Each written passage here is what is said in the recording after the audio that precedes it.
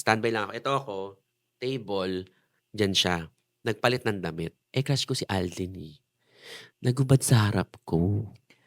Harap ko talaga. Lingid sa inyong kaalaman, si Echo po ay naging mainstay, tama ba? Like regular host Opo, yeah. ng Eat Bulaga. And this was pre-pandemic Eat Bulaga. Opo. Hindi to yung nag-away-away na Eat Bulaga. Hindi, hanggang sa last day before the pandemic, nandun ako. So mga 2018. 2020. 18 to 20, Yeah, mga po. ganyan. Okay, sige. Ano kamusta ang experience mo? Siyempre, bilang isang nanonood lang ng Itbulaga nung bata ka, hindi ko naman nakalain talaga na magiging host ako.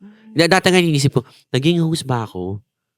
Oo, nag-host ako ng segment, so host ako. Host ka? Oo, kasi mga kasamahan ako na, hindi ko man host dun, ano ka lang dun saling pusa ka lang dun. Sabi ko, baka nga. Hindi. Minsan ang TM ko, 25,000. Yung mga ganun yung inano ko sa sarili ko. Kasi diba pag live yung airing, biglang may mga insertion ng commercial. Yes, Tapos yes. pipili sila kung sinong artist yung gusto nila. Yes. Napipili ako dun. Oh. Parang 4 times ako napili sa ganun. Okay. Kamusta experience? Ano mga baka kwento mo sa amin sa... Anong gusto mo? Good or bad? Both. Saan mo gusto magsimula? Ikaw na bahala. Okay, you let's decide. start alphabetically. Okay. Letter A. Alden Richards. Kasama ko si Alden that time sa barangay. So, siya para may ginawa silang segment. So, ako waiting. So, dahil may segment siya, yung gwapo, pawis. Standby lang ako. Ito ako, table, dyan siya. Nagpalit ng damit. Eh, crush ko si Alden eh. Nagubad sa harap ko. Harap ko talaga.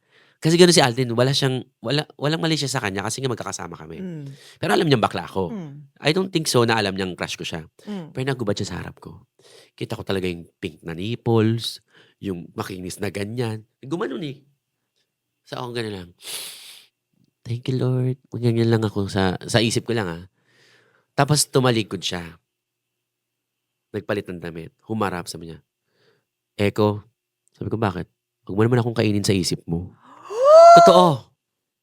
At tingin ko naalala niya pa yan. Sa isip ko, tama. Kaya nakapaubos. Kung magnum ka, ubos, stick ka na lang ngayon. Oo, kaya pwing magkakasama kami, tapos magkakarap kami. May time pa niyan, maliit siya yung long table, maliit lang. Skarap siya, kumakain ako. Sabi niya sa akin, no.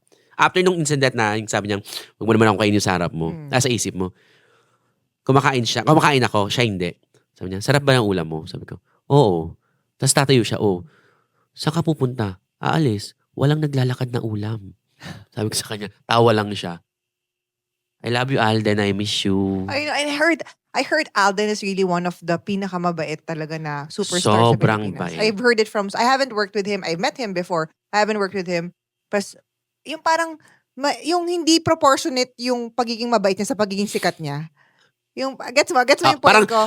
Parang sabi ko, parang too good to be true naman yung ganyan niya. Pero totoo eh. Right.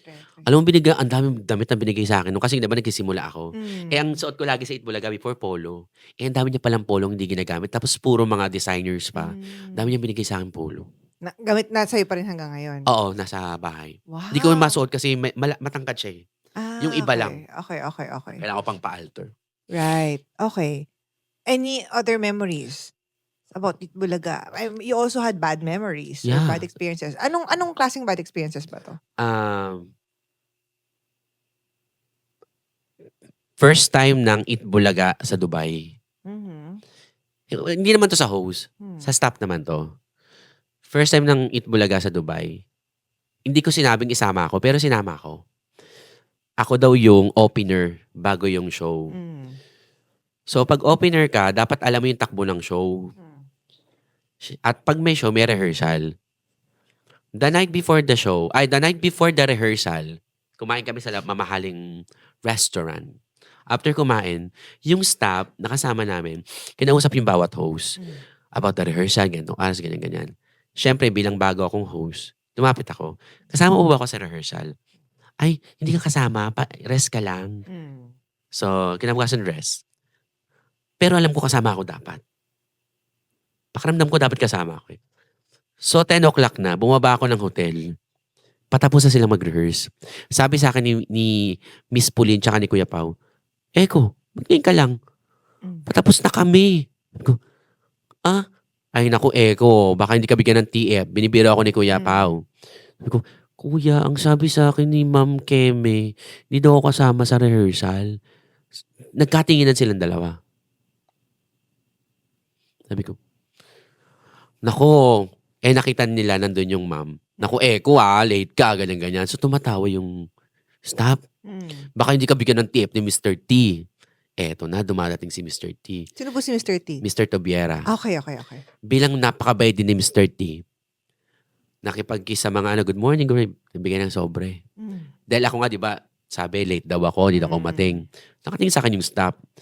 Naalala ko yung baka hindi ka bigyan ng TF. Lumapit si Mr. Tobiera. O anak, kamusta tulog mo? Okay lang po, tight. Thank you po sa pagsama sa akin. O ito, mag-shopping ka. Sa harap ng staff. Sabi ko, thank you po, Mr. T. May sobre ko. Kahit ayaw niya ako isama sa rehearsal. Pero bakit feeling mo ayaw niya isama sa rehearsal? Parang power trip, bullying, gano'n? Parehas.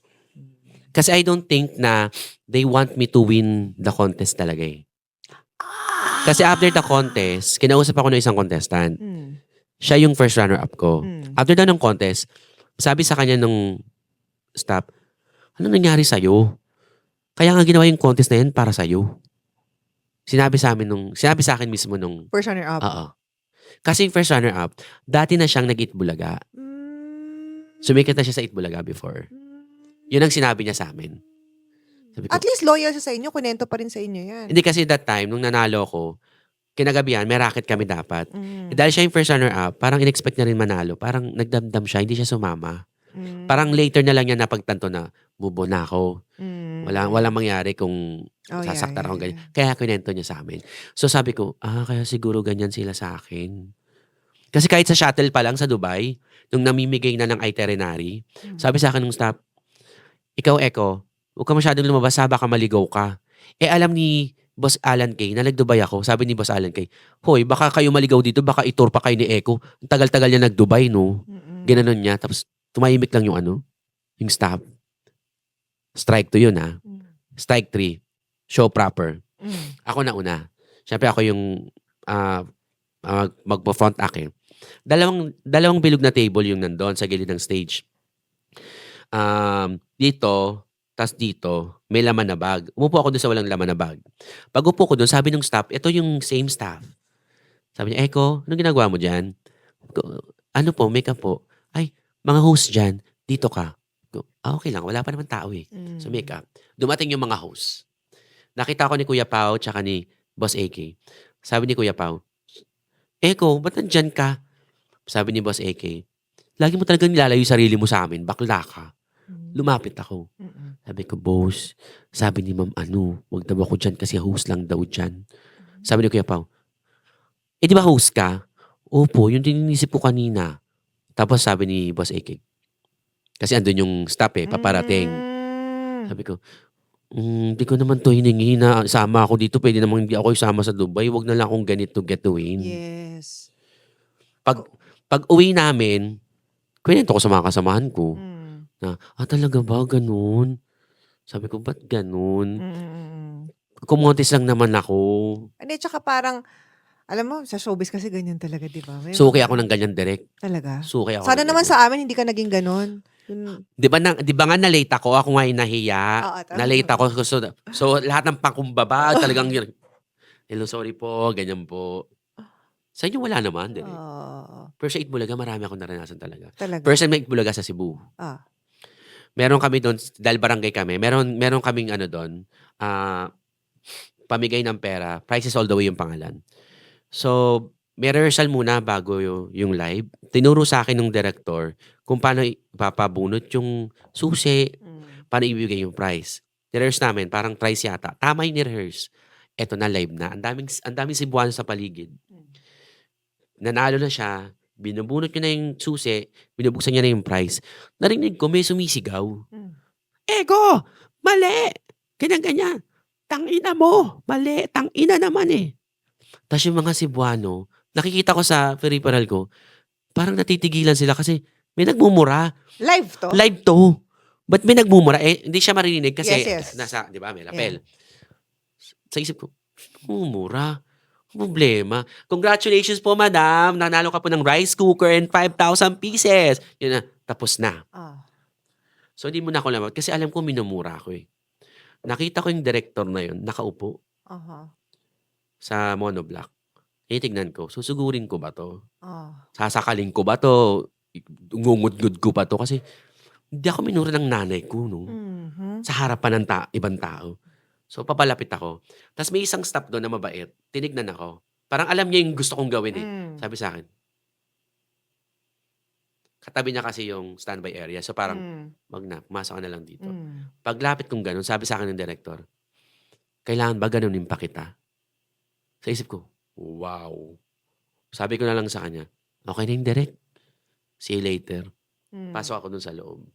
Sabi sa akin yung staff na isa, pasensya ka na. Stress lang yan, pinagalitan sa loob, pinagalitan sa studio. Kasi mali yung tinuro niya sa akin. Oh. So, siya yung nagkamali, hindi ikaw. I mean, ikaw Tries naming inulit yung sinabi niya eh. Oo. Totoo naman. Pero hirap, no? Ang hirap. Alam mo, yun yung talagang, lagi ko kinukwento yan dito sa TikTok Tea. Yung showbiz, kala mo, glitz and glamour. Pero sa totoo lang, daming mga may sungay talaga. Kung gusto niyo mag-artista, pag-isipan niyo, ihanda niyo yung sarili. Lulunukin mo. Lalo na kapag hindi ka sikat. Exactly. Kaya siguro, feeling ko kaya ako na-experience yun. Kasi hindi man ako sikat. Kasi kung gawin ba yung kay Alden, gawin ba yung kay Maine, hindi na gagawin sa kanila yun. Exactly. Payong nga lang, direct ha. Hindi ako, nung mga unang weeks ko, hindi ako pinapayungan. Nung time na pinapayungan na ako, meron ng mga naririnig ako na, wow, artista na, yabang mo naman, pinapayungan ka na. Payong lang? Pwede naman magdali sarili kong payong. Hindi ko masabing dala niyo ako ng payong na ganyan. True. Tapos nasa barangay kami. Narinig ko sa tenga ko, si Eko kausapin nyo. Mga mamaya umarte yan ang baho-baho ng lugar. Kasi tundo parang ilalim ng ilog. Narinig ko talaga. Tapos lumapit sa akin yung PA. Niya, Sir Eko, okay na po ba sa inyo? Yung location kasi natin, mabaho po. Ko, lumaki ako sa tundo. Natutulog ako sa basurahan dati. Wala yan sa akin. Yung, judge ako agad. Ginajudge agad ako. Wala pa akong ginagawa. Ang hirap pag hindi ka sikat. Yeah. Kaya kung gusto niyo maging artista, make sure sisikat kayo.